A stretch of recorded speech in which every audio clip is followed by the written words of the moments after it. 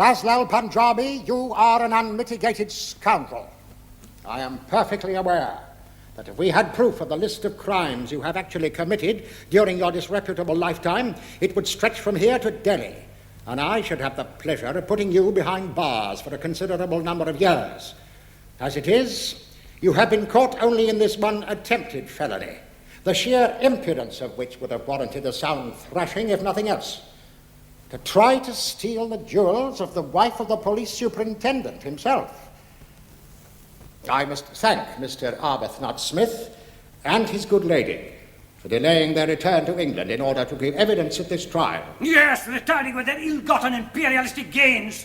Those jewels are Indian, not English. Be quiet. Let them go back to England only with what they brought here. Let them all go back. Any more of that, and I'll find you guilty of contempt of court as well. Ha! My contempt for this court is boundless as Indian Ocean. Well, perhaps you'll learn a little more respect for it during your sojourn in prison, which will be for the longest spell I can pronounce for the first proved offence of attempted felony.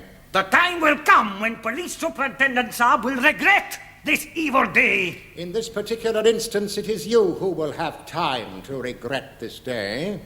You will be kept in Pune jail for 6 months. Let the Police Superintendent and his men Saab flee to the ends of the earth. I will follow them there. They shall not escape me. Vengeance is mine. Vengeance is mine. Master! Master!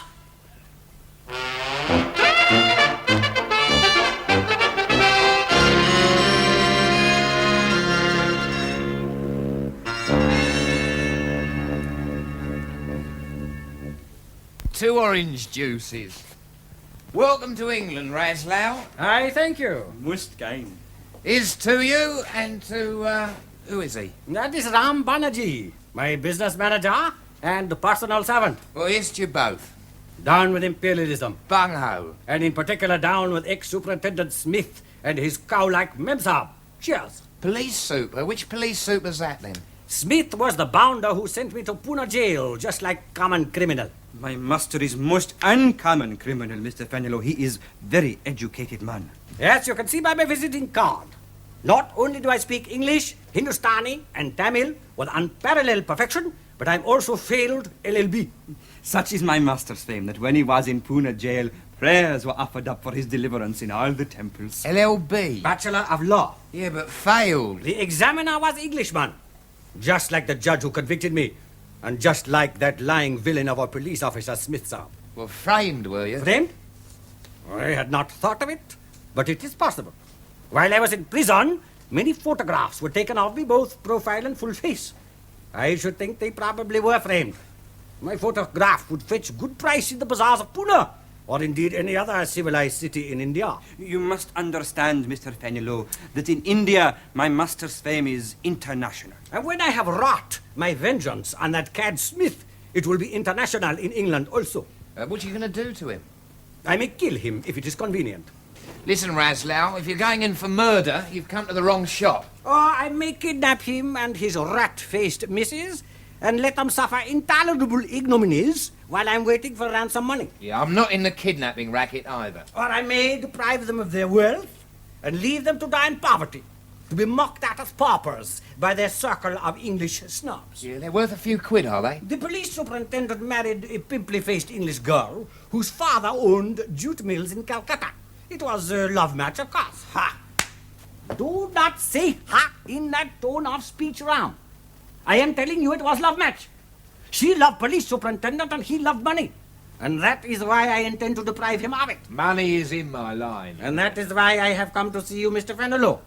My voyage to track down that old so-and-so Smith has been expensive. My master, being a man of intellect and intelligence, has decided to combine the business with the pleasures. Exactly. It is my moral duty, of course, to deprive that rotter Smith and his spotty missus of their jewels and other valuables. However, I shall show but little profit in this, because as loyal patriot, I intend to sell them for Indian party funds at 33 1/3% discount. But I shall need further remuneration while I carry out my mission of doom. My master has been informed, Mr. Fenelon, that you are the great expert in the matter of printing the money upon paper. Your master's heard right. It really is the most expert piece of work, Inspector Greash. Exactly the correct shades of brown and green. Identical number of an issued series. Even the paper is the same. Are you sure it is a forgery, Mr. Reader? Oh, yes. Just as I'm sure that Mr. Tommy Fenelon is responsible for it. Like all great artists, all great forgers have their own distinctive style. He has them printed in Germany at £3 a thousand. It is very profitable. Can you prove that? Unfortunately, no. Any more than I can prove that the two Indian gentlemen whom your lookout men reported as having entered Mr. Fenelon's flat a few minutes ago would not be here unless they were seeking a new line in rupee notes. Sure I can get rupees. What denomination do you want on them? 100 rupees. Yeah? How many do you want? About 1 million. About 1 million. Listen, Razlow, this is going to cost you a bit of money. You know what I mean? Real money. I intend to be a wealthier man than I am, Mr. Fenelon, but I am not exactly poor man now. Eh? Behold, £1,000. Let's have a look. Do you doubt its authenticity? It was extracted with utmost care from highly respectable bank. Do you think you can tell it from the real thing? I am expert in all things valuable, Mr. Fenelon. Yeah? Come and have a look at this.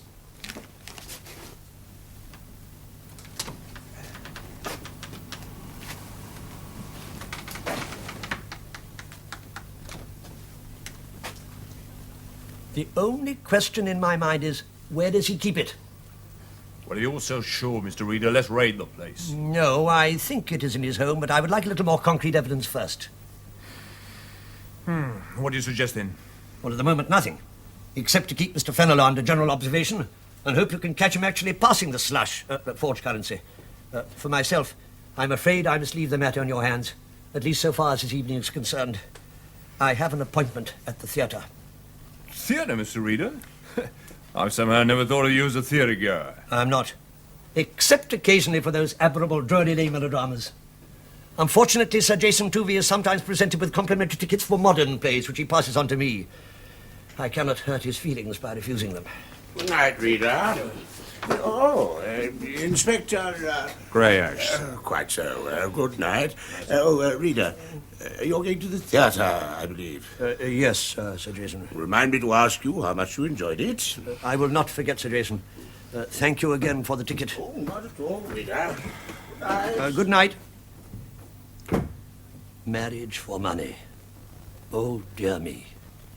Not so bad, eh? It is work of pure beauty, Mr. Fenelon. As one artist to another, I congratulate you. The rupees will be just as good. How long will they take? Well, 1 million. About 2 to 3 weeks. You see, I don't hurry. That's the secret. Care. It is convenient for me, and will give me time to commit my vengeance on that blank Smith and his blank wife, if you will pardon my language.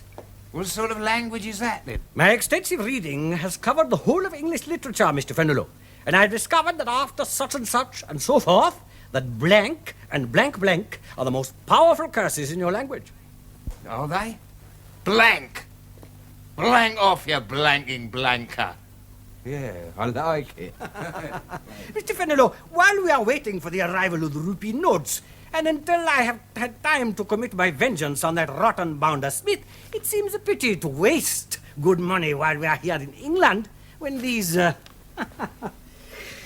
attractive replicas are at hand. How much do you charge?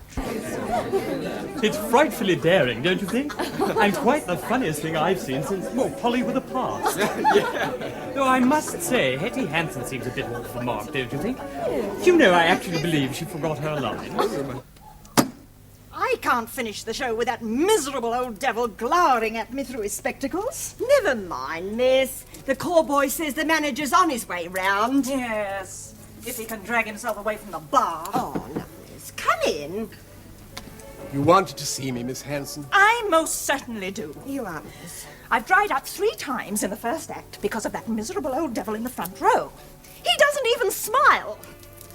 Get rid of him, Archie, or I can't go on. Put your arm in, dear. Go and find him. Glasses, side whiskers, and throw him out. Give him his money back. Do what you like. But Miss Hanson, I don't think the manager... Do you want me to continue with the show, or do you not? Very well, Miss Hanson. Glasses, side whiskers.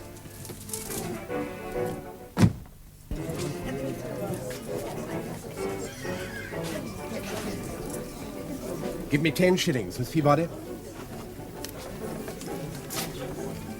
Excuse me, sir. Yes? I'm the manager of the theatre, sir. Oh, indeed. How do you do? I wonder if you could spare me a moment, Mr. Reader? J.G. Reader? Now, Mr. Reader. Yes? Well, I'd better come straight to the point. I'd like you to leave the theatre. I beg your pardon? I'm afraid that the cast, in particular the lady who plays Lavinia, Miss Hetty Hanson, well... Yes? Well, the truth is, Mr. Reader, they find your presence very disconcerting. Really? I was not aware that I'd been misbehaving myself. I feel embarrassed saying so, Mr. Reader, but hang it all, this is a comedy. Everyone else in the theatre's laughing. Yes, so I observed. I wouldn't mind for myself, but your presence in the middle of the front row, actors are a bit temperamental, you know. I really do think the best thing is if I return your money to you and you leave the theatre. Well, much as I would like to comply with your suggestion, I fear there is one small difficulty. But you don't want to stay. Surely anyone can see you aren't enjoying the play. Indeed, I am not. I find very little to applaud in modern drama. For a young woman to suggest a trial marriage, especially with a man of obviously doubtful character, it seems to me such things should not appear on the stage under any guise. They must inevitably have a damaging effect on the moral climate of the country. For heaven's sake, it's supposed to be funny. A supposition which I suggest depends entirely upon one's viewpoint. Yes, well, your viewpoint happens to be in the middle of the front row, and Hetty's dried 3 times in one act. Never did that, even on the opening night. I remember coming here as a boy to see Sweeney Todd, the demon barber of Fleet Street. Now, there was a play. Evil crushed underfoot, virtue triumphant. Why cannot our modern playwrights produce uplifting work like Sweeney? Look, I'm not going to argue with you. Here is your money back. Take it. I'm afraid I cannot do that. What do you mean you can't? The ticket is a complimentary one. It was given to me. I cannot in all conscience receive money for something I accepted free. Well, give the money to the man who gave you the ticket. I'm afraid I cannot do that either.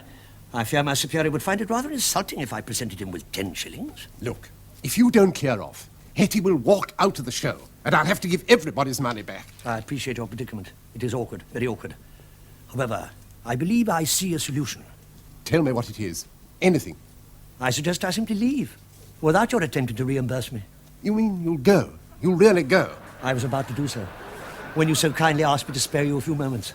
So, if you'll forgive me, good evening. Thank you, sir.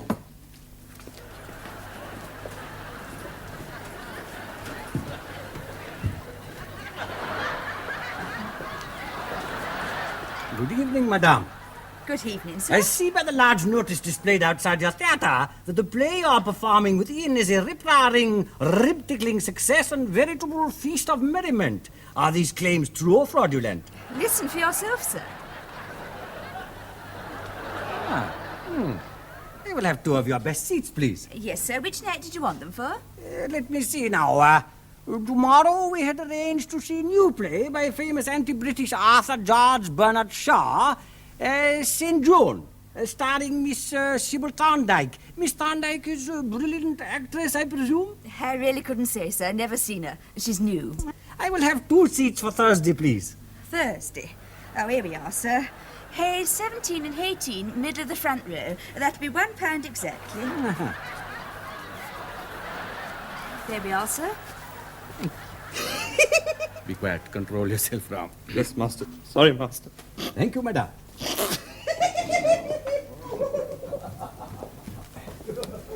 Could I see that note, please? You what? That £1 note you've just taken. Let me see it.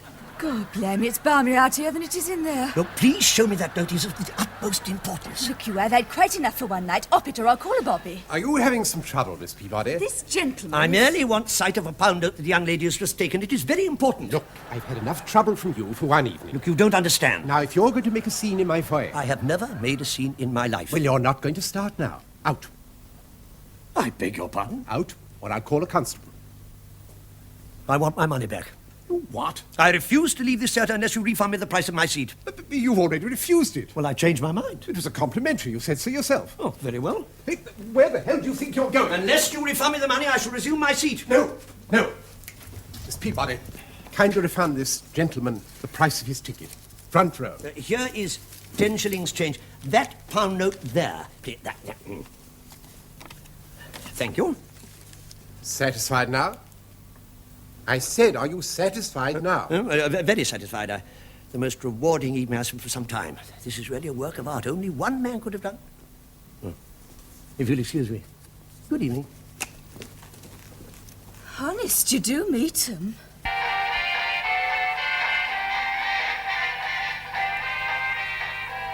I'll take 2. Ciao. And I'll raise you 50. Another 50. All right. What you got? Full house, kings on top. Lucky the flaming devil. Yeah, I know. Well, it's my lucky night tonight, Sammy boy, and it ain't over yet. Who is it? Hello! Open up!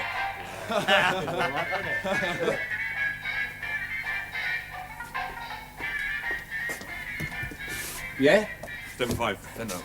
We're coming in. Have you got a warrant? I give you time to get rid of the slush. Out of the way, Fenner. Look, there's nothing here. Nothing, old ruddy army. What do you think we've got? Machine guns for Ireland? hey, listen, you better make this raid stick, copper, or I'm going to make a lot of trouble for you, all right? A lot of trouble. Don't you worry, Fenner. We'll make it stick. Well, well. If my eyes don't deceive me, it's Mr. J.G. Reader of the Public Prosecutor's Department. Good evening. Out for a breath of night air with the other moles.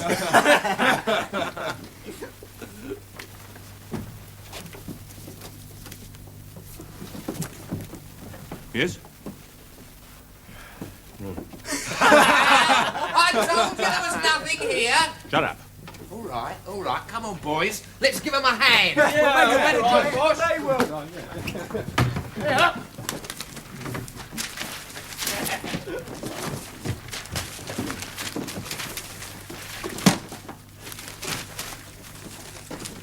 Well, Mr. Reader?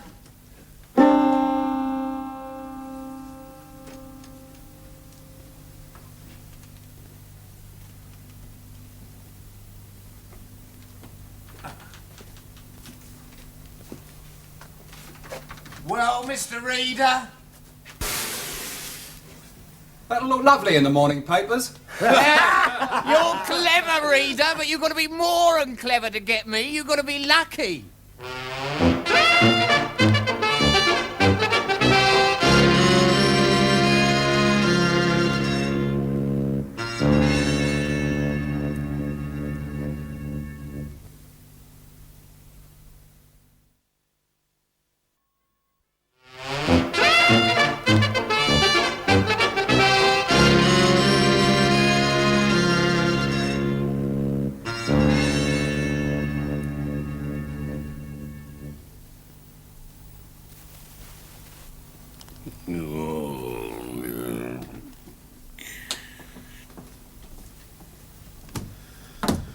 Sir Jason? Yes. Are you free to see 2 gentlemen? What? No. The only person I want to see at this moment is Reader. Where is he? He's always in at exactly 9 o'clock, sir. Sir Jason... No, I said not now. Well, I'm sorry, sir, but it's the Commissioner. I don't care if it's the... Commissioner? Of the Yard, you mean? Yes, Sir Jason, with Inspector Greyash. Will you see them?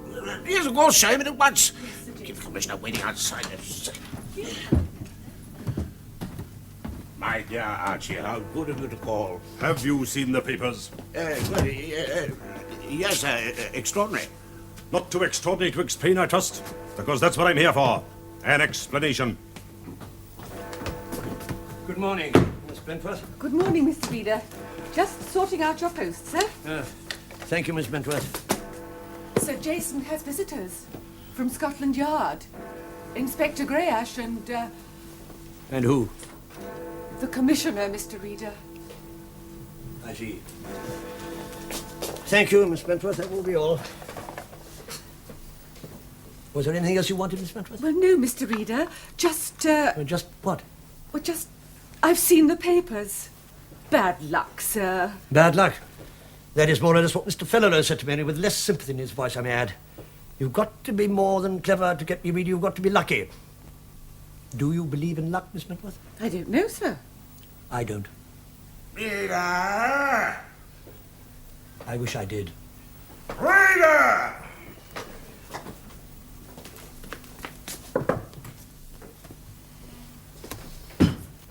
Good morning, Commissioner. Good morning, Inspector Greyash. Morning. Well, Reader? I take it you are referring to the photograph that appeared in several of the morning papers, Sir Jason? Together with the articles which accompanied them.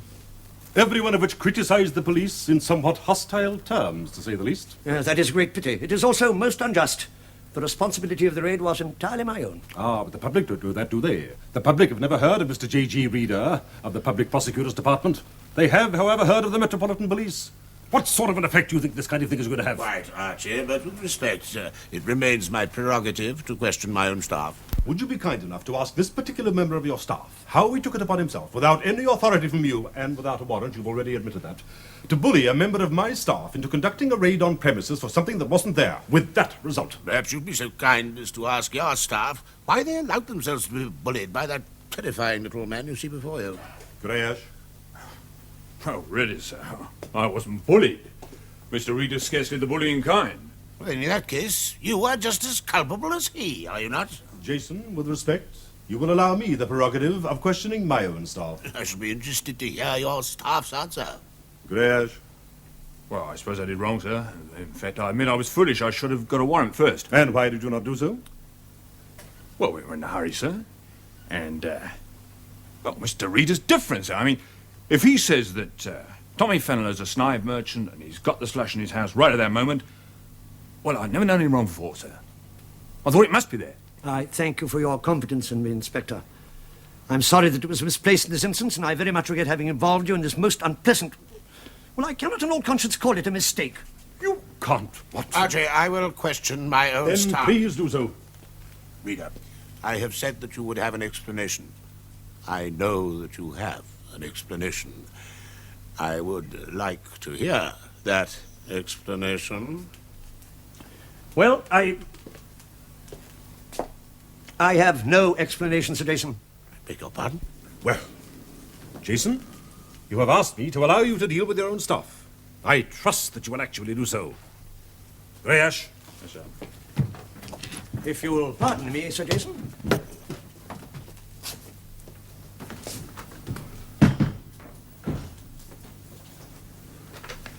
Reader, I am trying to be patient with you. It occurs to me that you may not fully understand politics at my level. May I? Do you know the worst thing that blasted commissioner will do? Send a memorandum to the Home Secretary, placing the entire blame on this department. Well, since Scotland Yard is only 2 minutes' walk away, and he's probably dictating it at this moment, I must do the same, and at once. Now, what the devil am I to say? Well, at the present moment, I really have no idea, Sir Jason, except that I personally take full responsibility. But what do you think the Home Secretary is going to reply when I tell him that the whole calamity is caused by a member of my staff who has no explanation to offer? Well, put that bluntly, Sir Jason, I imagine he would advise you to insist on my resignation. And he'd be quite right. Do you want my resignation, Sir Jason? I want you to get the department out of the mess that you've landed it in. In that case, I suggest you simply trust me, until such time as I can prove that Mr. Fenelon is indeed a forger of quite remarkable talent. How long will that take? I really have no idea, sir. I suspect several months. Several? You expect me to take you on trust for several months? You expect me to ask the Home Secretary to do the same? Yes, I do, Sir Jason. If that is unsatisfactory for you, I shall have no alternative but to offer my resignation as of this morning. Oh, come now, reader. Never resign. Never apologize. Disraeli, you know. I can manage this department perfectly well without you, you know. Very well indeed. Of course, Sir Jason. Don't think you can intimidate me. I will not be blackmailed, reader. I refuse to accept your resignation. Do you hear me? I refuse. Yes, Sir Jason. Several months, reader. Yes, Sir Jason.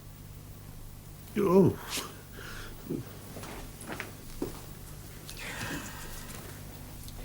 Greyash, Detective Sergeant Spooner, Detective Constable Wilshaw, Detective Constable Muirhead, Detective Constable Foden. It's one of them, I know it.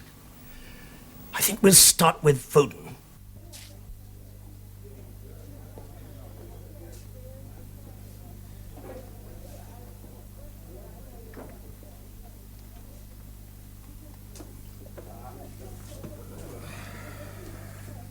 Are you sure you desire this, Master? It contains alcohol. It is not for me. It is for him. At last we have him alone. Who is that, Master? The fellow who has just sat down there is butler to ex-superintendent Smith. When we have plied him with more liquor, He will tell us where the Memsahib keeps her jewels, and we will steal them tonight.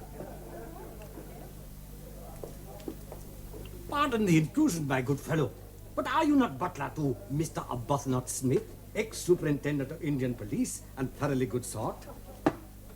What do you want? My brother and I became acquainted with Mr. Smith in Pune. Is that not so, Ram? Is that not so, Ram? Oh, yes, Miss Saab. Very fine fellow, jolly decent type.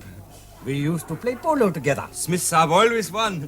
Very fine polo player. He once did me a small service. He apprehended some rotten chaps who were about to steal my treasure, you know. My brother is a very rich man, you understand. So am I, very rich. Out of gratitude, I gave Smith Beauty's wife a diamond necklace, a small token of my esteem and gratitude, and I said to my brother, I wonder if the Smith Memsahib ever wears that necklace. I was saying that I thought she did, out of respect for my brother. And I was saying I thought she did not, because there are many dangerous criminals in England, and I thought the good lady would keep something so precious in hiding. I'm sure she does wear it. And I am sure she does not.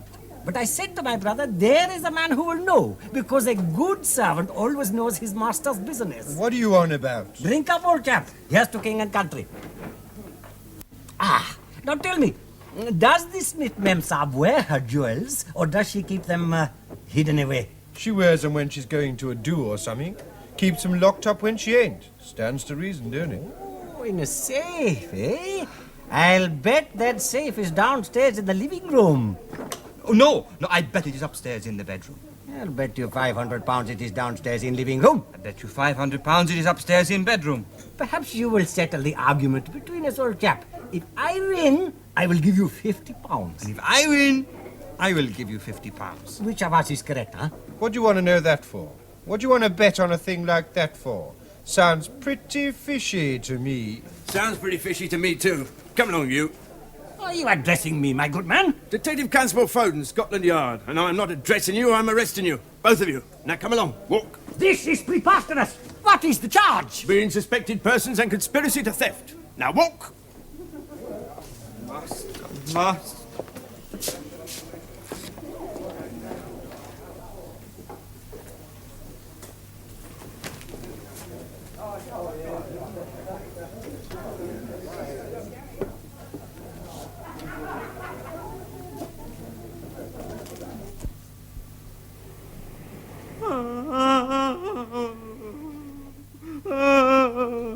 Desist, Ram. Man of honor never weeps at his fate. Never. I weep for you, master, not for myself. I shall have my vengeance, never fear. How is it possible to commit vengeance on Smith Saab when we're locked in here? Smith Saab is already non-entity to me. My vengeance will fall elsewhere. Somewhere higher. Where, master? Here you are, Mr. Reader. They're all yours. Thank you very much. I'm sorry for troubling you. You're right, sir. I'll wait for you outside. A quite understandable gesture, Raslan. Had I not sent your fingerprints to India and thus obtained information over your past activities, you would receive a very much lighter sentence, I think. Indeed, you would probably be discharged with a caution. Have you come to gloat? Do not gloat too soon. Time will come when boot will be on very different foot. No, I have not come here to gloat. Indeed, I'm really very sorry to see you in here. You really must learn that crime is a surprisingly delicate growth which may be transplanted only with the greatest care. There is no more tragic sight than that of the Oriental mind trying to adapt itself to the complexities of European roguery. In India, I believe, the business of the master is the business of his servants, and vital information may be purchased for a few annas. I'm afraid that is not the case here. And your approach to Mr. Arbuthnot Smith's butler showed, if you'll excuse my saying so, a most lamentable lack of invention.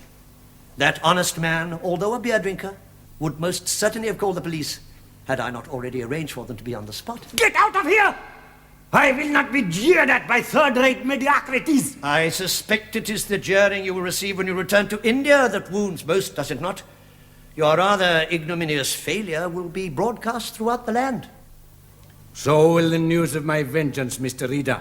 No one will laugh then, least of all you. It is a pity that we should be at odds with each other, Rascal, when we could be such good friends. You are my enemy, and will remain so to the grave and beyond. It is true that I was responsible for your rather severe sentence, but it is also true that I could rectify this sad situation.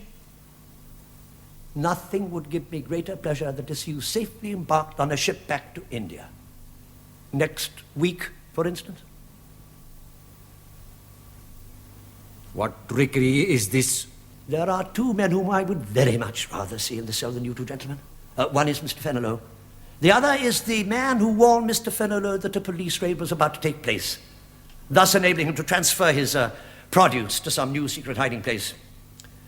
In return for this information, you and I could, I think, arrive at some honorable, if necessarily secret, compromise. It is sad, is it not, Ram, to see the Western mind struggling with the simplicities of Eastern morality. I do not compromise with my enemies. Never. That is a pity. That is a great pity. Ah, well, gentlemen, I shall see you in 6 months' time. You will indeed, Mr. J.G. Reader. You will indeed.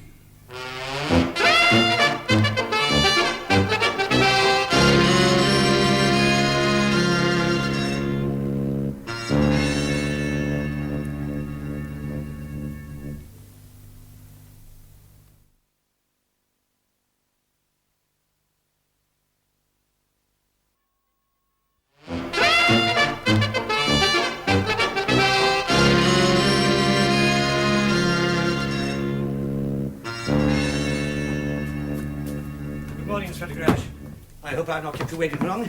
Morning, Mr. Reader. Had a message you wanted to word with me? That is so. Our two Indian friends, Mr. Raslal Punjabi and Mr. Ram Banerjee, have nearly completed their 6 months in jail. I would like to make certain arrangements with you regarding their release. They're already out, Mr. Reader. I beg your pardon? Came out yesterday. Remission for good behaviour. I see. I trust their behaviour outside jail will be as good as that within it.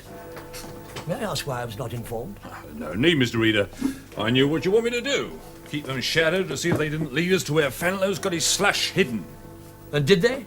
Not yet, but we're keeping tabs on them, don't you worry. We'll get Fenelon one of these days. Is it permissible to ask which of our men are watching Raslal and his servant? Detective Constables Will Shaw and Muirhead, sir, two of the best. Indeed, yes. Also two of the men you brought with you on that unfortunate evening when we raided Mr. Fenelon's home. Yes, they were. Are you referring something about them, Mr. Reader? Not at all. Good morning, Inspector. Morning, sir.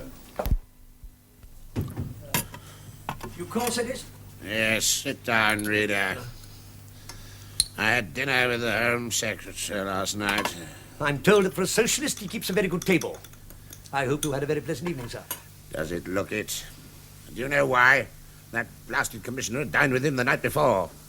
He's still after your blood, Reader. Had I been a less firm man, less loyal to my staff, I should have offered him your immediate dismissal.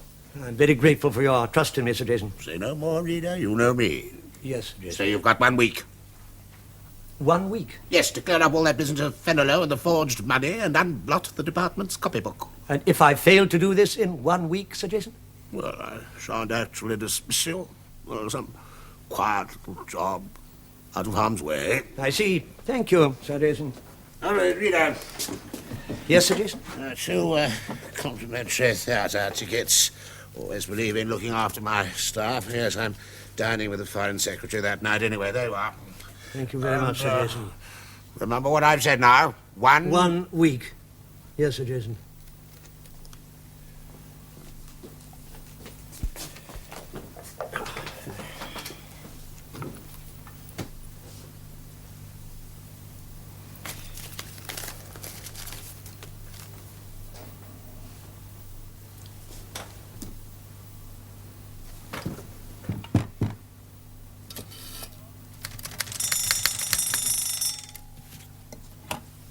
Hello, Lord Carney's office. Could I speak to Miss Bellman, please? This is Miss Bellman speaking. Who's that, please? J.G. Reader. Oh, Mr. Reader. Oh, good morning, Miss Bellman. I hope I'm not troubling you, but I've just been given... do you like the theatre, Miss Bellman? The theatre, Mr. Reader? Yes, I love it. Good. Well, I happen to have 2 tickets for the Orpheum next Thursday. The Fires of Vengeance. It is one of these old-style melodramas. Oh, perhaps that is not your taste. Oh, certainly it is, and I should love to come with you. Oh, come with me? Oh, come with me? Oh, no. I wear a new dress for the occasion. Oh, you misunderstand me, Miss Bellman. What I meant is I have been given these deeds, and I wondered if you'd like to take a friend, some young escort. You know, I'm very busy on Thursday. too busy to take me to the theatre, Mr. Reader? Or don't you want to take me? Oh, I should consider it a very great honour, Miss Bellman. But what I meant was... Thursday night at the Orpheum at what time, Mr. Reader? Well, the performance is at 8:15. Then I shall meet you in the foyer at 8 o'clock. And thank you again for asking me. Goodbye. Oh, bless me.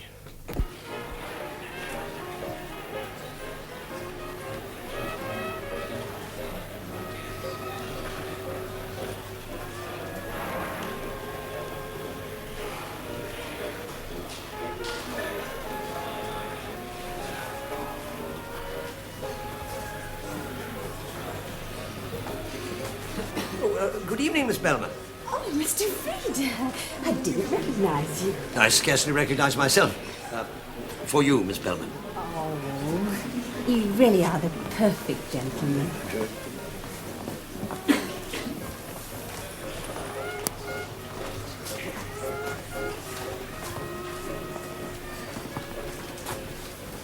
What are we going to do now, Master? I have not yet decided. If there is fighting seen on stage, I may shoot him in back of head during turmoil and escape undetected. On the other hand... Oh, Master, we have tickets for the sailing ship tomorrow. Would it not be better to collect the new money that Fenelon Saab has sold to us and return home immediately? You're not of my caste, Brown.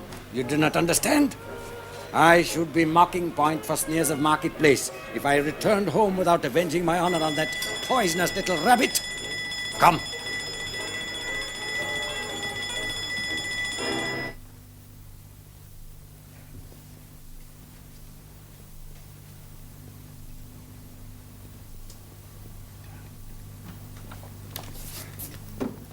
Here it is, boss. Hot from the press. Boss? The rupees. The rupees, boss.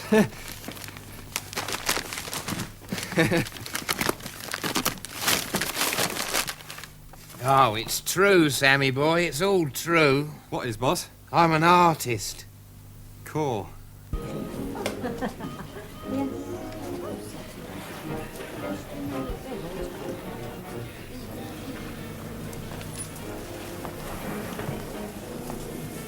Limonade, please. 2. Neat. Would you care for some refreshment, Miss Bellman? Oh, not just yet, thank you, Mr. Reader. I believe there are 2 more intervals to go. Yes, there are. Is anything the matter, Miss Bellman? Not at all. It's just that I should have thought this sort of thing would bore you, Mr. Reader. This? You mean the play? Bore me? No, I think it is very fine. Remarkably fine. Ah, but it isn't life, is it? I mean, the story is so wildly improbable and all the incidents that...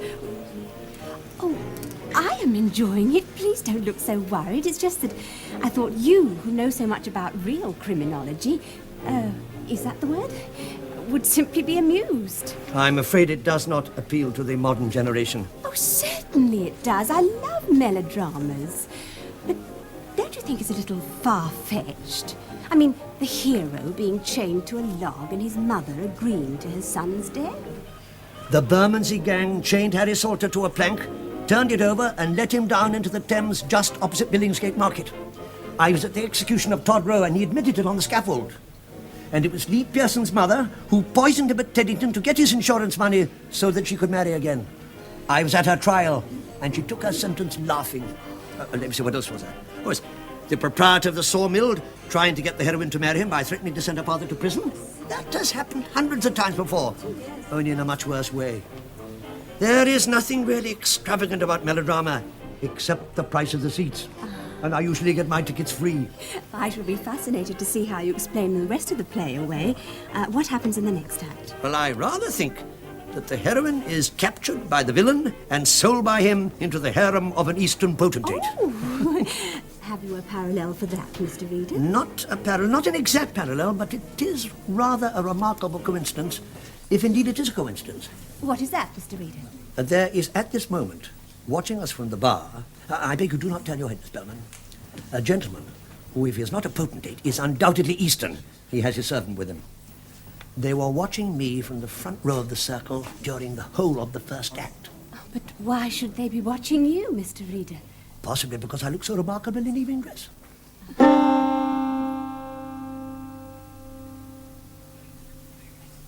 Yeah, not the dad among 'em. If you know what I mean. 2 hours to go. Let's have a drink, Sammy boy. You were taking them to the same place, boss? You're joking. No, keep on the move ever since Mr. J.G. Reader got nosy. Oh, yeah. New little depot, as fixed up by my old little friend at the yard. Cheers. Cheers. Down with imperialism. Of course I enjoyed it, Mr. Reader. I still think, in spite of what you say, it all seems rather incredible. I mean, in real life, men wearing masks don't suddenly jump out of nowhere with pistols and say, hands up. Now, do they, Mr. Reader? What would you do if they did? I really think I should burst out laughing. No, I don't think I can give you the opportunity. Miss Bellman, I think it would be wise if I put you in a taxi to go home alone. I rather fear Oh, that... Mr. Reader, don't spoil a perfect evening. Please, take me home yourself. Well, so be it.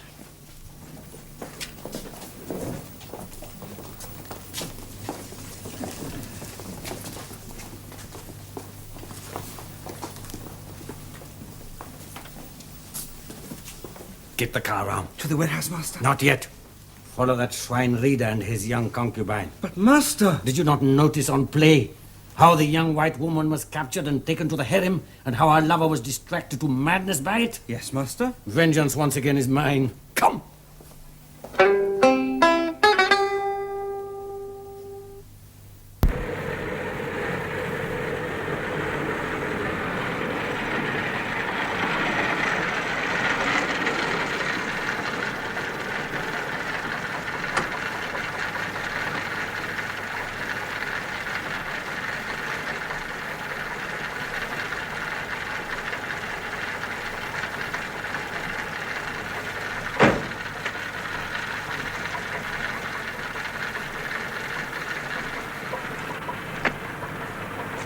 Well, thank you, Mr. Reader. Not at all. Not at all.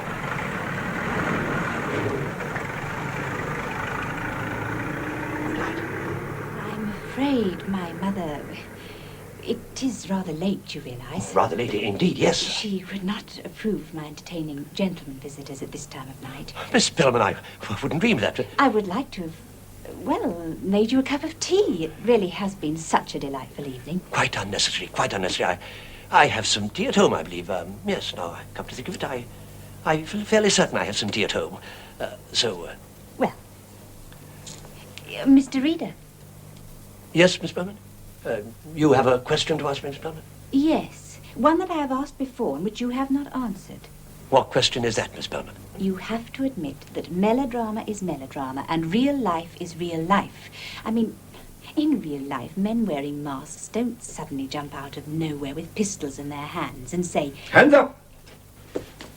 Hands up, please.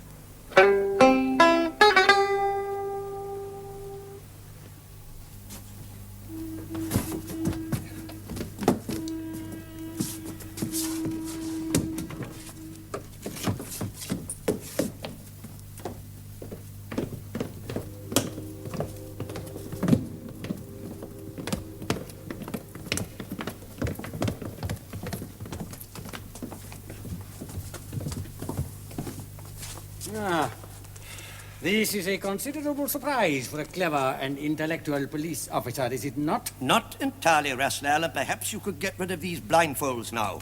Ram. Yes, it is I, Raslal, and you will repent it. For you and your young missus, this is indeed a night of cruel anxiety. Come.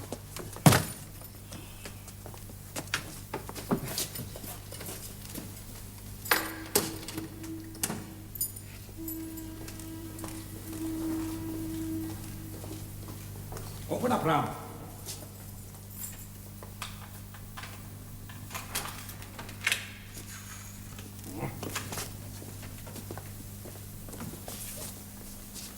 Tie them up.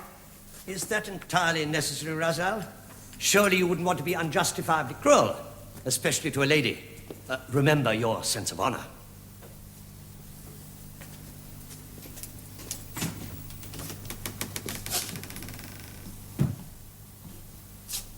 No, I find it is not necessary. You will remain innocuous here. Within 1/2 hour, or more probably 40 minutes, I will return for the female. And tomorrow we will be on board ship together for who knows where. Come round. Be so kind as to close the door behind you. It is very drafty in here.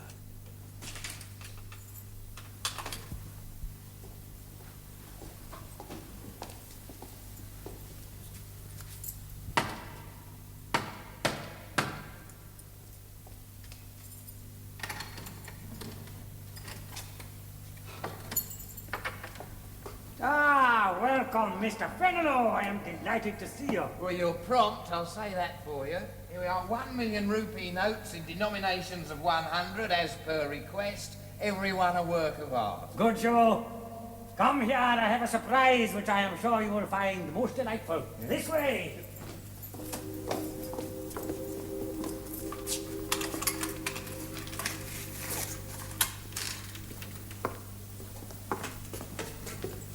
Surprise? What surprise? Good evening, Mr. Fenelon. Be so kind as to follow the brave example of your servant. But you brought him here. Don't you know he always carries a gun? As you are about to raise your hand, Mr. Fenelon, would you be so kind as to raise the other? And keep them there, please. Yes, you were right, Mr. Reader.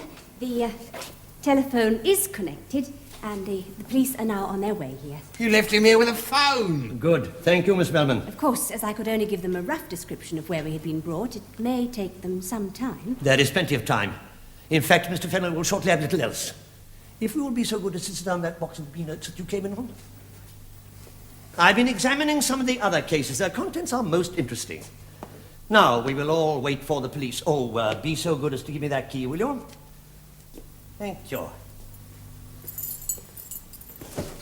Now, Fenelon!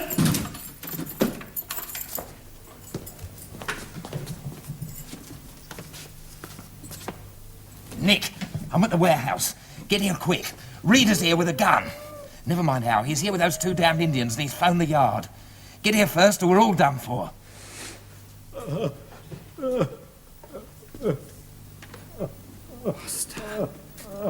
Master, I may weep, but you... Remember what you said about a man of honor, Master. Remember... Miss Bellman, before we were so rudely interrupted, I believe I was making some observations on the nature of melodrama. Yes, Mr. Reader. You were saying that one of the things you admired was the complete inevitability of the plot. That is true. That is one of the rules. All the events are completely predictable. But what I like most about melodrama is its idealism. There is nothing sordid about it. There are even elements of heroism in the villains. Even the villains are heroic in their own way. Just a slight attack of hay fever. While we are waiting for the arrival of the police, perhaps you would care to glance at my medals for gallantry, Mr. J.G. Reader? Mr. Reader! Are you there? It's Inspector Greash. Good evening, sir. I need hardly say how pleased I am to see you. I'm glad I arrived on time. Where's Fenelon? Locked in the little office yonder with a telephone. And these two? They're under my control. You had better concentrate on Fenelon. Yes. Fenelon, come out of it. You're surrounded. You haven't got a chance. I got a police car outside. Fenelon! All right, Greash. It's a fair cop. I'll come quiet. What then? Just a moment. Well, it's quite right, Mr. Reader. You take care of these two while I send for another car. I should like to know what brought you here, Inspector Greash. What brought me? Your call, of course. You mean Miss Bellman's call? Yes, the young lady's call. I didn't make a call, Inspector. Mr. Reader merely told me to say I had. The only call made from here was by Mr. Fenelon. So what brought you here, Nick? Now, you two gentlemen, together with Mr. Fenelon and Inspector Greash, you may consider yourselves under arrest. Be so good as to ring up Scotland Yard, will you? In truth, this time. It is all a mistake. I have been framed. It was a jest, or more like a piece of practical joking, as I shall tell my friend the judge in the morning. Well, good night again. I trust your mother will realize that we... Perhaps if I were to write a letter of explanation. Yes, yes. A letter of explanation, Mr. Reader? Yes, sir. Do you think that would be sufficient? Sufficient? Well, no amount of explanation will... After all, I have been placed in rather compromising circumstances this evening. But the events of this evening were quite beyond my control, Miss Bellman. But you know the rules, don't you? Rules? Of melodrama. You've been telling me all evening that one of the rules is that all the events are completely predictable.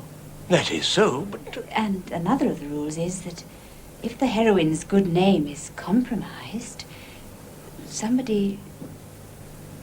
Good night, Mr. Reader. Somebody has to marry her.